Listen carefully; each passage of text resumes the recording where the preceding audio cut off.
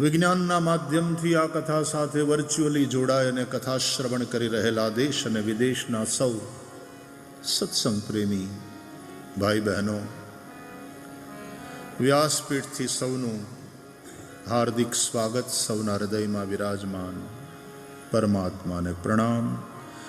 સૌને જય સિયારામ, જય શ્રી કૃષ્ણ, હરિઓમ. જય ગો માતા, જય ગોપાલ, ભક્ત વત્સલ પ્રભુ દીન દયાલ.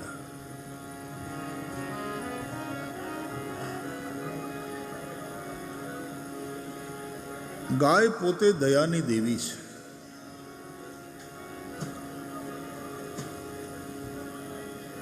સર્વ દેવતાઓનો ગાયમાં વાસ છે. ગોમયમાં લક્ષ્મીજીનો નિવાસ છે. નિશ્ચિતપણે ગોમૂત્ર અને ગોમય છાણ અને એનાથી બનતું દેશી ખાતર એ ધરતીને કેટલી ઉર્વરા બનાવે. આપણે ગાયમાં અને ધરતીમાં સંબંધ છે. આપણા પુરાણોની કથા અનુસાર તો જ્યારે જ્યારે આ ધરતી ઉપર પાપનો ભાર વધે છે ત્યારે ત્યારે ધરતી ગાયનું રૂપ લઈને દેવતાઓ પાસે જાય છે, પોતાના દુઃખ રડે છે. અને બધા જ દેવતાઓને ગોરૂપ ધારેણી પૃથ્વી બ્રહ્માજી અને શંકરજીને સાથે લઈ અને પછી ભગવાન નારાયણની પાસે જાય છે અને પ્રાર્થના કરે છે કે પૃથ્વી ઉપર પાપ વધ્યું છે, ધર્મની હાનિ થઈ રહી છે, પૃથ્વી પીડાય છે, હવે પ્રભુ અવતાર લો તો જાણો. અને ત્યારે ભગવાન એ સૌની પ્રાર્થના સાંભળી અને અવતાર લે છે. આપણે રામકથામાં પણ આ વાત સાંભળીએ છીએ અને આપણે શ્રીમદ ભાગવતમાં પણ આ વાત સાંભળીએ છીએ. તો ગાય અને ધરતી અને ગાયની વાત જ્યારે કરીએ ત્યારે સંપૂર્ણ ગોવંશ આ બંનેની વચ્ચે સંબંધ છે. શ્રીમદ ભાગવતના પ્રથમ સ્કંદમાં તો એવું વર્ણન મળે છે કે રાજા પરીક્ષિત ચક્રવર્તી સમ્રાટ બને છે, અશ્વમેધ યજ્ઞ કરે છે, દિગ્વિજય કરવા નીકળે છે. અને એ સમયે એમણે એક જગ્યાએ એવું દ્રશ્ય જોયું કે એક ગાય અને એક બળદ એને હળે જોતરી અને રાજા રૂપધારી એક દુષ્ટ ખેતી કરતો હતો. આ રાજા રૂપધારી દુષ્ટ એટલે કળિયુગ. આવું એક રૂપક છે શ્રીમદ ભાગવતના પ્રથમ સ્કંદમાં.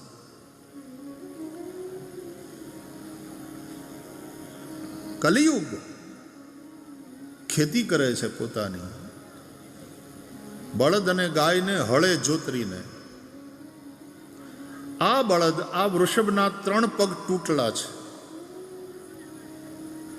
એક પગ ઉપર એ માંડ માંડ ઊભો રહી શકે છે. ત્યારે હળને ખેંચવાની વાત, ખેતી કરીને બધાનું પોષણ કરવાની વાત એ દૂરની વાત થાય. એના માટે એની અંદર સામર્થ્ય નથી રહ્યું. અને છતાં પેલો રાજા રૂપધારી કલયુગ, જે હવે પોતાની જાતને શાસક માને છે, કારણ કે સતયુગ વીત્યો, પછી ત્રેતાયુગ આવે, ત્રેતાયુગ વીતે પછી દ્વાપર યુગ આવે. ભગવાન દ્વારકાનાથ સ્વધામ પધાર્યા અને દ્વાપર યુગની સમાપ્તિ થઈ, પછી કળિયુગનો પ્રવેશ થયો. એટલે કળિયુગને એમ થયું કે હવે મારું શાસન છે, હવે મારી સત્તા. અને આ ગાય અને આ બળદ એનો ઉપયોગ કરી અને પેલો કળિયુગ પોતાની ખેતી કરે.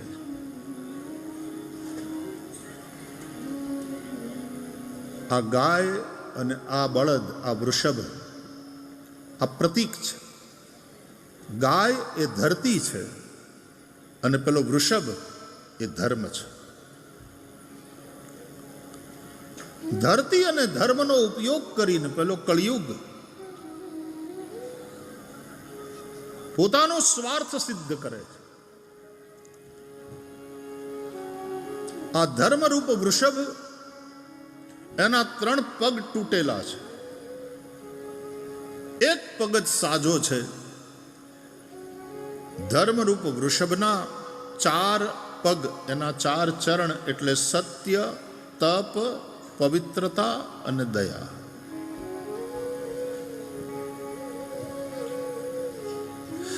ધર્મ આ 4 ચરણ ઉપર ઊભો છે અને એ 4 ચરણથી એ ચાલે છે. ચરણ હોય સાજા તો વિચરણ થાય.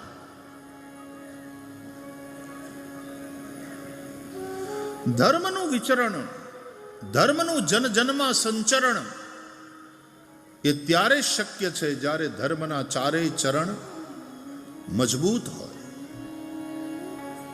લોકોમાં સત્ય હોય. સત્યમ વદ. અને પછી રામચરિતમાનસ કહે છે, ધર્મ ન દૂસર સત્ય સમાન. સત્ય સમાન બીજો કોઈ ધર્મ નથી. ધર્મના આ 4 ચરણ આચરણ માટે છે. ધર્મ ખાલી ઉચ્ચારણ થાય એટલા માટે નથી. ધર્મ માત્ર ચર્ચા કરવા માટે નથી, ધર્મચર્યા માટે છે. ધર્મ ચર્ચા બહુ થતી હોય પણ ધર્મચર્યા ન થતી હોય તો કશું કામનું નહીં. આચરણમાં ધર્મ હોય. આચાર પ્રભવો ધર્મ ધર્મસ્ય પ્રભુરચ્યુત. મહાભારત કહે છે આચરણનું નામ ધર્મ છે. એટલે આ 4 વસ્તુનું આચરણ આપણા જીવનમાં સત્યનું આચરણ હોય. આપ સૌએ ભાગવત કથા અનેક વાર સાંભળી છે. આપ સૌ જાણો છો કે શ્રીમદ ભાગવતનો પ્રારંભ સત્યમ પરમ ધીમહિથી થાય છે. જન્માદ્યસ્ય યતોન્વયાદિતરતશ્ચાર્થેષ્વભિઘ્નસ્વરાટ તેને બ્રહ્મ હૃદાય આદિ કવયે મુહ્યંતિ યત સૂરયઃ તેજો વારી મૃદામ યથા વિનિમયો યત્ર ત્રિસર્ગો મૃષા ધામ્ના સ્વેન સદા નિરસ્તકુહકમ સત્યમ પરમ ધીમહિ. સત્યમ પરમ ધીમહિથી ભાગવતનો પ્રારંભ થયો છે. ભાગવતનો વિરામ પણ સત્યમ પરમ ધીમહિથી થયો. 12મા સ્કંદમાં છેલ્લે કસ્મય્યેન વિભાસિતોયમતુલો જ્ઞાન પ્રદીપઃ પુરા તદ્રૂપેણ ચ નારદાય મુનયે કૃષ્ણાય તદ્રૂપિણા યોગીન્દ્રાય તદાત્મનાથ ભગવદ્રાતાય કારુણ્યતઃ તચ્છુદ્ધમ વિમલમ વિશોકમમૃતમ સત્યમ પરમ ધીમહિ. ભાગવતનો પ્રારંભ પણ સત્યમ પરમ ધીમહિથી અને ભાગવતનો ઉપસંહાર પણ સત્યમ પરમ ધીમહિ. અમે પરમ સત્યનું ધ્યાન કરીએ છીએ. આ પરમ સત્ય એટલે પરમાત્મા. આપણા શાસ્ત્રોમાં 3 પ્રકારની સત્તાનો ઉલ્લેખ શાસ્ત્રોએ કર્યો છે. પ્રાતિભાષિક સત્તા, વ્યાવહારિક સત્તા અને પારમાર્થિક સત્તા. સત્યનો એક અર્થ થાય, સત્તાનો એક અર્થ થાય અસ્તિત્વ. સત્તા એટલે ખાલી પાવર નહીં. સત્તા એટલે હોવાપણું, એક્ઝિસ્ટન્સ, અસ્તિત્વ. આ 3 પ્રકારનું હોવાપણું, અસ્તિત્વ. એક પ્રાતિભાષિક, એ હોય, દેખાય પણ હકીકતમાં હોતું નથી. એનો મતલબ રાતના સમયે અંધકારમાં રસ્તામાં પડેલી રસ્સીમાં આપણને સર્પનો ભાસ થાય. સર્પ હોય એવું લાગે, એ સર્પ છે નહીં, છે એ રસ્સી. એટલે શાસ્ત્રો કહે છે રજ્જૌ યથા હેર ભ્રમ. રામચરિતમાનસમાં બાલકાંડમાં મંગલાચરણમાં ગોસ્વામી તુલસીદાસજી જ્યારે શ્લોકમાં ભગવાન રામની વંદના કરે છે યન માયા વશવર્તિ વિશ્વમખિલમ બ્રહ્માદિ દેવાસુરા યત સત્વાદ મૃષૈવ ભાતિ સકલમ રજ્જૌ યથા હેર ભ્રમ યત પાદપ્લવમેકમેવ હિ ભવામ ભોધે સ્થિતિર્ષાવતામ વંદેહમ તમશેષ કારણ પરમ રામાખ્યમીશમ હરિમ. રજ્જૌ યથા હેર ભ્રમ. રજ્જૌ એટલે કે રજ્જુમાં, રસ્સીમાં, યથા એટલે જેવી રીતે, અહે હે સાપનો ભ્રમ, ભ્રમ થાય છે. તો રાતના અંધારામાં રસ્તામાં પડેલી રસ્સીમાં જેમ સર્પનો ભાસ થાય માણસને, એમાં જરાક આમ હવા આવે ને થોડીક આમ રસ્સી એક છોરથી હલતી દેખાય ને તો આપણને એમ થાય પૂંછડી હલાવે છે. સર્પ છે નહીં પણ સર્પ હોય એવું આપણને લાગે છે. અને એ જ્યારે ભાસ થાય ત્યારે આપણને ભાસ છે એવી ખબર નથી પડતી. આપણને તો એમ જ લાગે કે આ સર્પ જ છે, અને તેથી માણસ ભયભીત થાય છે કે રસ્તામાં સર્પ છે. માણસ સાવધાન થઈ જાય, માણસના મોઢામાંથી ચીસ નીકળી જાય. સર્પ છે નહીં પણ એનો ભાસ થાય છે. એમ જ્ઞાની પુરુષો કહે છે કે સંસાર છે નહીં પણ એનો ભાસ થાય છે. એટલે કહે છે સંસાર કો સ્વપ્નવત જાનો, જેસલ કરી લે વિચાર સપના જેવો છે સંસાર. તોળી રાણી કરે છે પુકાર, આવો ને જેસલ રાય આપણ પ્રેમ થકી મળીએ.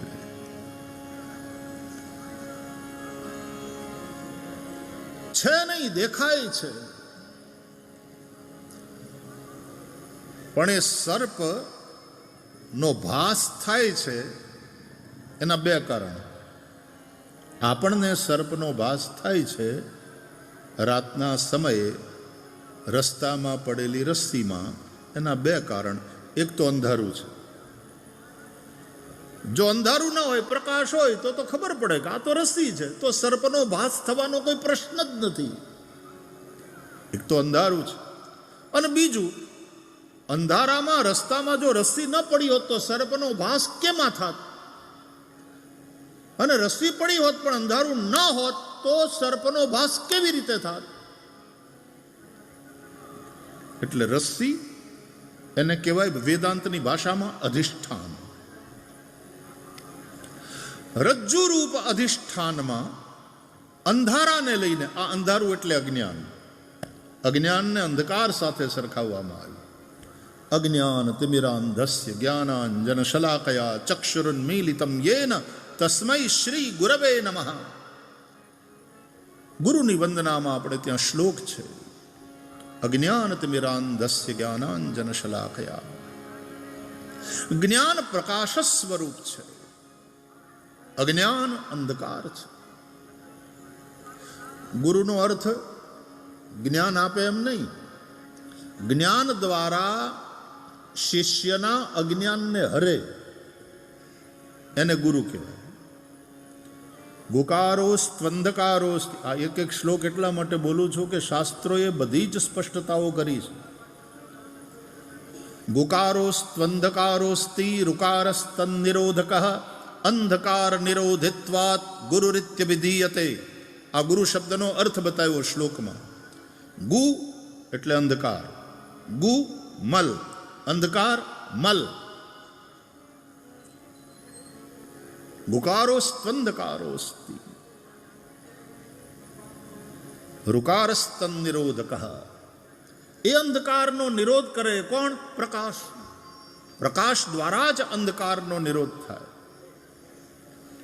અંધારાને ધક્કો દેવાથી અંધારું ભાગે નહીં. અંધારાની હારે બથો બથાવીએ લડીએ તેથી અંધકાર ઉપર વિજય પ્રાપ્ત કરી શકાય નહીં.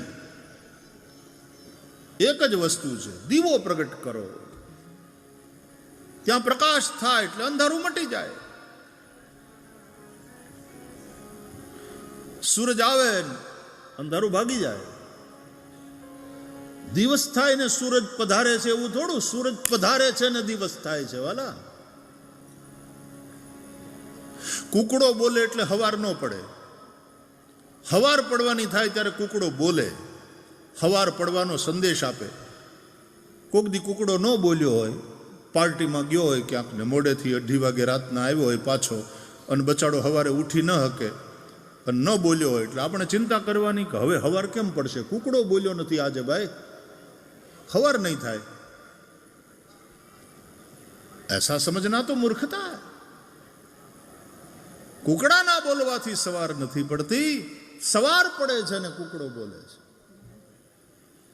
એમ સૂરજ નીકળે છે અને દિવસ થાય છે, અંધારું મટે છે, રાત સમાપ્ત થાય છે. એમ સદગુરુ એ પ્રકાશ સ્વરૂપ છે, જ્ઞાનનો પ્રકાશ છે. ગુરુ દીપક ગુરુ ચાંદણો, ગુરુ બિન ઘોર અંધાર. પ્રકાશ સ્વરૂપ. ભાગવતમાં શૌનકાદિ ઋષિઓ વક્તા સૂતજીને કહે છે, અજ્ઞાન દ્વાંત વિધ્વંસ કોટિ સૂર્ય સમપ્રભ સૂત આખ્યાહી કથા સારમ મમ કર્ણ રસાયનમ. શૌનકજી કહે છે, અજ્ઞાન રૂપી અંધકારનો નાશ કરવા માટે હે કરોડો સૂર્ય સમાન સૂતજી, એક સૂર્ય આમ નીકળે ગગન મંડળમાં અને અડધી ધરતીનું અંધારું ઉલેચી લે. આપણે જાણીએ છીએ અડધામાં દિવસ હોય ને અડધામાં પૃથ્વી ઉપર રાત હોય.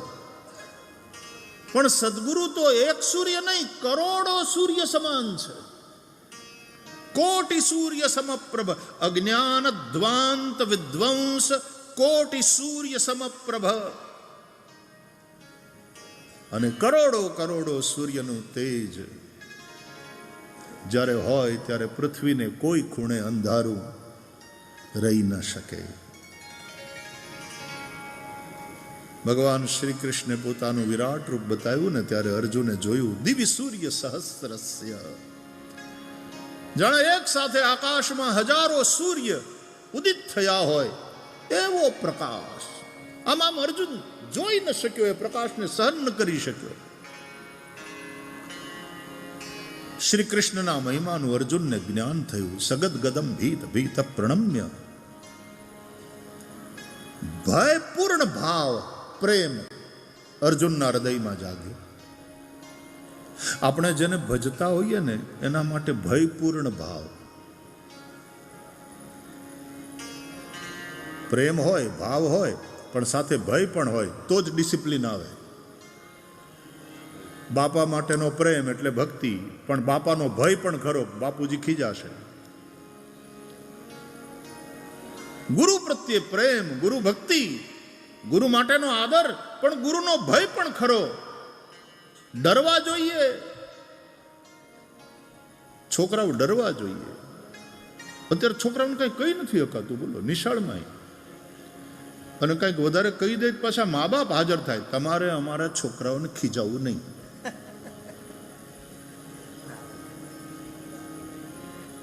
ભાઈ બિન હોય ન પ્રીતિ. હું મારવાના સમર્થનમાં નથી, પણ એક ભય એ તો હોવો જોઈએ. કાનૂનનો ભય ના હોય, પોલીસનો ભય ના હોય તો વ્યવસ્થા ટકે? Law and order.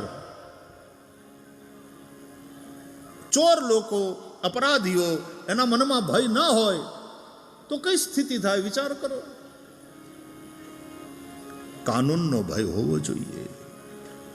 સમાજના સજ્જનોને સમાજનો ભય હોય, ધર્મનિષ્ઠ લોકોને નરકનો ભય હોય.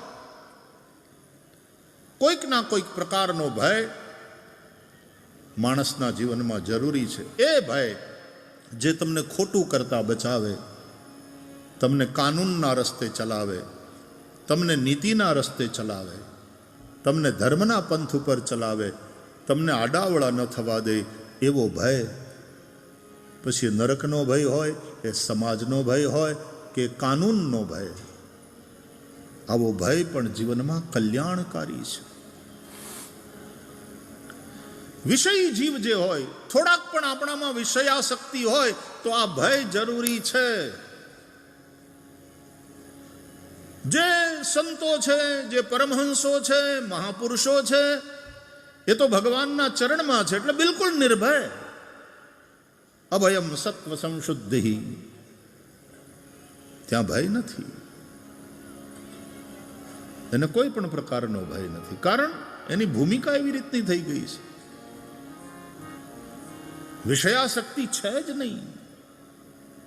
જ્યાં સુધી વિષયાસક્તિ હશે ત્યાં સુધી બ્રેક લગાવવી પડશે, સંયમ રાખવો પડશે, અને એને માટે કોઈને કોઈ પ્રકારનો ભય આશીર્વાદરૂપ છે.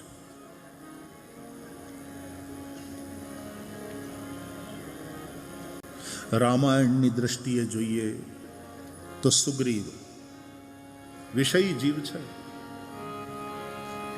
વાલીને માર્યો, સુગ્રીવને કિષ્કિંધાની ગાદીએ બેસાડ્યો ભગવાન રામે. વર્ષા ઋતુ આવીને ભગવાન રામે કહ્યું સુગ્રીવને કે મારા કામને ધ્યાનમાં રાખજે, મને ભૂલતો નહીં, મારા કામને ભૂલતો નહીં. વર્ષા ઋતુ છે, અત્યારે સીતાજીની ખોજ કરવાનું કામ કઠણ, એટલે હું પ્રવર્ષણગીરીમાં નિવાસ કરું છું, પણ તું મને ભૂલતો નહીં, મારા કામને ભૂલતો નહીં. અને ભગવાન રામ લક્ષ્મણજીની સાથે પ્રવર્ષણગીરીમાં નિવાસ કરે છે વર્ષા ઋતુમાં. રામચરિતમાનસના કિષ્કિંધાકાંડમાં આ જગ્યાએ વર્ષા ઋતુનું અને શરદ ઋતુનું ગોસ્વામી તુલસીદાસજીએ બહુ સુંદર વર્ણન, અદ્ભુત દ્રષ્ટાંત અલંકાર આ જગ્યાએ ભાગવતના દશમ સ્કંદમાં પણ છે વર્ષા અને શરદનું વર્ણન. અને ત્યાં પછી શરદ ઋતુમાં ભગવાન કૃષ્ણ વેણુ વગાડે છે અને વેણુ ગીત ગોપીઓ ગાય છે, એ કથા આવે.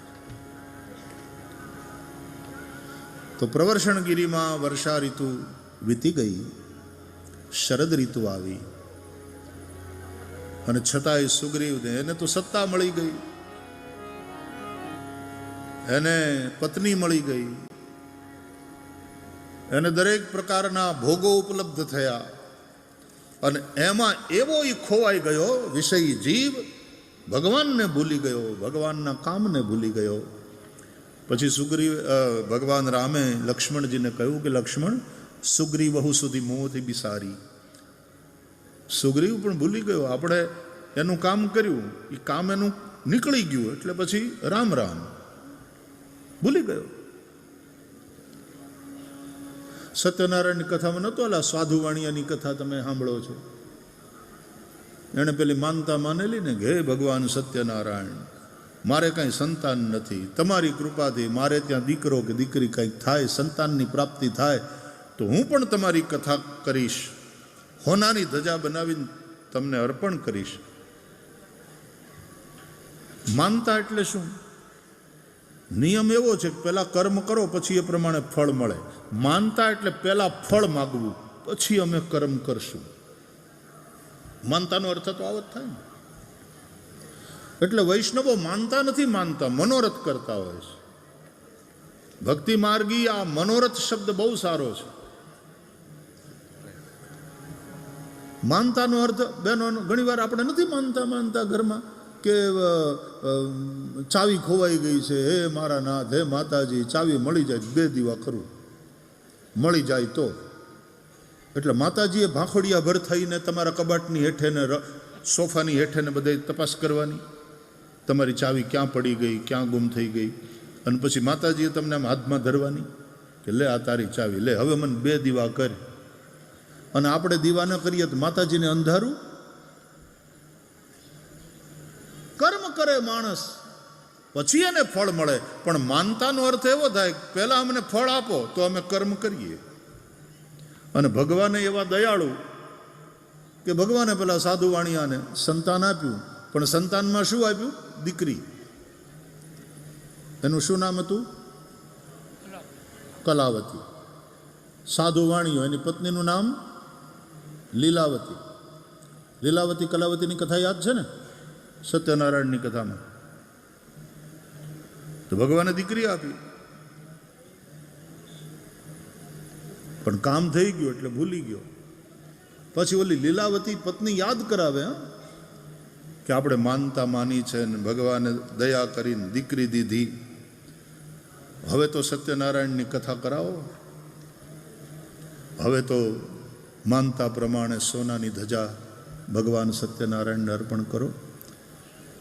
એટલે આવડો કે પણ એને મોટી તો થવા દે, હજી મોટી તો થવા દે. બાળ મરણનું પ્રમાણ ત્યારે બહુ મોટું હતું એ વખતમાં. ઇન્ફન્ટ મોર્ટાલિટી બહુ હાઈ હતી. એટલે દીકરી મોટી થઈ, નિશાળે જવા માંડી. કુમારી કલાવતી એનું નામ શાળાના રજિસ્ટરમાં એન્ટર થયું. લ્યો મોટી થઈ ગઈ, હવે તો ભણવાય માંડી, હવે તો કથા કરો. અરે કે વિવાહ યોગ્ય થવા દે, પછી શું છે એના વિવાહ કરીએ ને, એના લગ્ન કરીએ એટલે પછી એક ખર્ચે બે કામ થઈ જાય.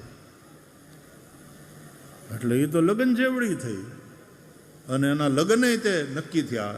એક સારો વર ગોત્યો. પાછું લીલાવતી યાદ કરે. આ બધી લીલાવતીઓ જ યાદ કરાવે, બાકી સાધુ કહેવાતા વેપારીઓ તો લગભગ ભૂલી જ જાય. કામ સર્યું, ગરજ સરીને વૈદ વેરી. આ વિષયી જીવો છે.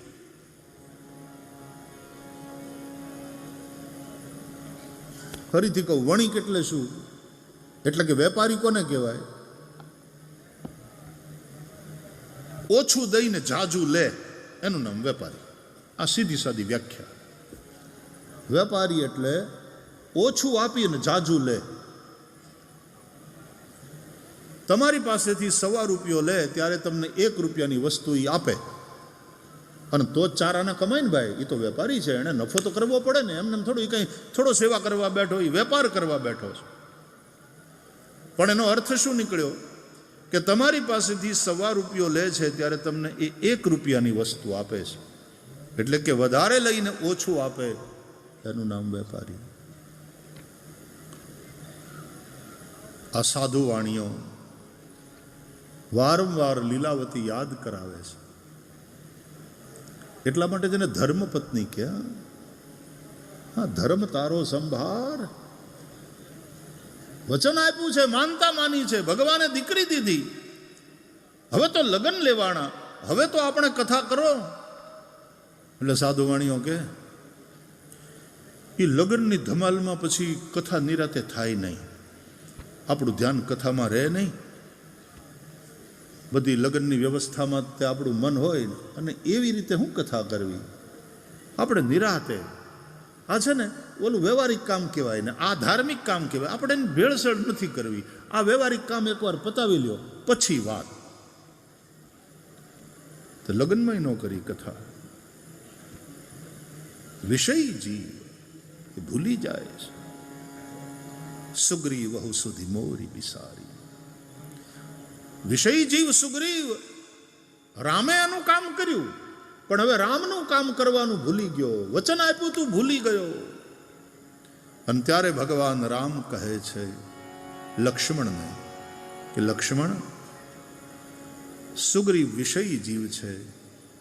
એના જીવનમાં જ્યાં સુધી વાલીનો ભય હતો ત્યાં સુધી ઋષ્યમુખ પર્વત ઉપર રહેતો હતો. ઋષિઓના સંગમાં અને ઋષિઓના મુખમાંથી નીકળતી વાણી, સત્સંગ એ સાંભળે. પણ વાલી રૂપી ભય મેં મિટાવી દીધો. હવે નિર્ભય થઈ ગયો. એટલે હવે હાવ સ્વચ્છંદ થઈ ગયો, વિષયોની અંદર ખોવાઈ ગયો. પણ એ સુગ્રીવ ભૂલી જાય છે કે જેહી સાયક મારા મેં બાલી તેહી સર હતો મૂઢ કહું. જે બાણથી મેં વાલીને માર્યો એ જ બાણથી એ મૂઢને હું મારીશ. લક્ષ્મણજી એકદમ સાંભળીને ઉત્સાહમાં આવી ગયા. પ્રભુ આમ જ હોય, આમ જ હોય, એમ જ કરાય. જટ ત્યાં ભગવાનના મોઢામાંથી નીકળ્યું કાલી. તેહી સર હતો મૂઢ કહ કાલી. કાલે આવતીકાલે. ઘણા લોકો છે ને ભગવાન રામના આ વચન એવા વાંક દેખા હોય. આવા લોકો વકીલ થાય, પણ આ નિષ્ફળ વકીલ હશે. પછી એ શું કે ખબર? ભગવાને એમ કહ્યું તું, રામાયણમાં લખ્યું છે, સ્વયં રામ બોલ્યા છે કે જેહી સાયક મા રામે બાલી તેહી સર હતો મૂઢ કાલી. તો પછી રામે બીજે દિવસે એને માર્યો કેમ નહીં સુગ્રીવને? તો રામ બોલ્યું પાળતા નથી, બોલે છે એ મુજબ કરતા નથી. અને તમે લોકો તો એમ કહો છો કે રામો દ્વિર ન ભાષતે, રામ 2 વાર નથી બોલતા, મતલબ બોલ્યું એટલે કર્યું. તો રામે તો કર્યું નથી, એનું વચન ખોટું થયું. અરે ભગવાન રામે એમ કહ્યું છે કે તે સર હતો મૂઢ કહ કાલી, એટલે કે જો ત્યાં સુધી કાલ સુધીમાં શરણે ન આવે તો છાપામાં મોટી મોટી જાહેરાત આવે ને પછી ઉપર એક ફૂદડી કરી હોય અને એ ફૂદડીમાં નીચે પાછું ફૂદડી કે તમે આ ફૂદડી જુઓ, નીચે લખ્યું કન્ડિશન્સ એપ્લાય, શરતે લાગુ. જે બાણથી મેં વાલીને માર્યો એ જ બાણથી એ મૂઢ સુગ્રીવને મારીશ, જો શરણમાં નહીં આવે કાલ સુધીમાં તો. અને બીજી વસ્તુ કે રામ પરબ્રહ્મ છે, રામ બ્રહ્મ પરમાર્થ રૂપા, અભિગત અલખ અનાદિ અનુપા, સકલ વિકાર રહિત ગત ભેદા, કહિનિત નેતિ નિરૂપહી ભેદા. એ બ્રહ્મને હું આવતીકાલને, હું ગઈકાલને, હું વર્તમાન. એ પરબ્રહ્મ પોતે જ કાળ સ્વરૂપ છે.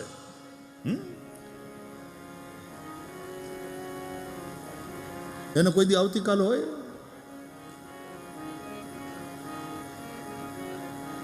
તો કહ્યું કે મૂઢને હું કાલે મારીશ. તો લક્ષ્મણજીને એમ થયું કે આવું સારું કામ ને પ્રભુ આવતીકાલ ઉપર હું કામ ટાળવું? કહેવાનું છે ને કાલ કરે શું આજ કરે, આજ કરે શું અબ. તો ભગવાન રામે કહ્યું લક્ષ્મણને કે હું મારું બાણ છે એનો ઉપયોગ તો કાલે કરીશ, જો સુગ્રીવ શરણમાં નહીં આવે આવતીકાલ સુધીમાં તો આજે આપણે વાટ જોતા બેઠા રહેવાનું? નહીં, કામ ચાલુ કરી દેવાનું છે. શું? કે લક્ષ્મણ તું ચાલ, બાણનો ઉપયોગ તો હું આવતીકાલે કરીશ જો સુગ્રીવ શરણમાં ન આવ્યો તો, પણ એના પહેલા તારો ઉપયોગ હું આજે કરવા માંગુ છું. મારે શું કરવાનું છે? લક્ષ્મણજીએ પૂછ્યું. બોલે ભય દેખાય લઈ આવહુ તાત સખા સુગ્રીવ. એ સુગ્રીવના જીવનમાંથી ભય મટી ગયો ને એટલે બગડ્યો. વાલી રૂપી ભય હતો ત્યાં સુધી તો ઋષ્યમુખ પર્વત ઉપર હતો, ઋષિના મોઢામાંથી નીકળતી વાણી સાંભળતો હતો, સત્સંગમાં જ રહેતો હતો. પણ એના જીવનમાંથી ભય મટ્યો અને બગડ્યો મારો દીકરો વિષયજી. માટે એને ભય દેખાડવો જરૂરી છે. ભય દેખાઈ લઈ આવહુ.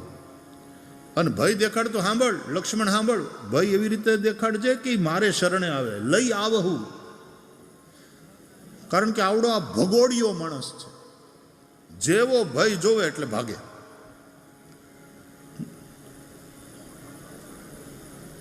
રામ અને લક્ષ્મણને પહેલી વાર આવતા જોયા. હું રામાયણમાં વયો ગયો લ્યો આજે, જેવી ગોમાતાની ઈચ્છા. પુરુષ જુગલ બલ રૂપ નિદાન. રામ લક્ષ્મણને આવતા જોયા ઋષ્યમુખ પર્વત ઉપરથી સુગ્રીવે, અને અતિ સભીત કહ સુનુ હનુમાન. અતિ સભીત કહ સુનુ હનુમાન. અતિ સભીત કહ સુનુ હનુમાન.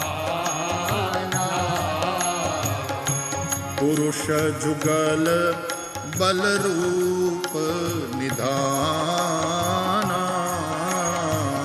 પુરુષ જુગલ બલ રૂપ નિધાન. પઠવા હોઈ બાલી મન મેલા. બાલી હોઈ મન મેળા. ભાગા તુરત તજો યહ સૈલા.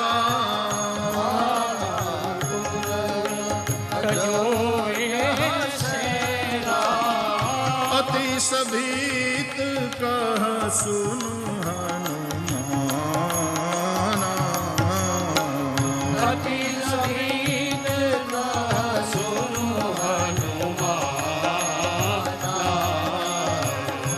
પુરુષ જુગલ બલ રૂપ નિધાના. પુરુષ જુગલ બલ રૂપ બલ અને રૂપના નિધાના બે પુરુષો આવે છે. સુગ્રીવ કોણ છે? હનુમાન કોણ છે? તમે જઈને તપાસ કરો, સુગ્રીવે કહ્યું. અને ત્યાં જાઓ, તપાસ કરો, ને તમને એવું લાગે કે આ ખરેખર મારવા આવ્યા છે મને, તો ત્યાંથી મને ઈશારો કરજો. અચ્છા, હનુમાનજીએ કહ્યું હું ઈશારો કરું તો પછી તું શું કરીશ? એટલે કે મારે શું કરવાનું, ભાગો તુરત. આપણે તો ભાગવામાં ચેમ્પિયન છીએ.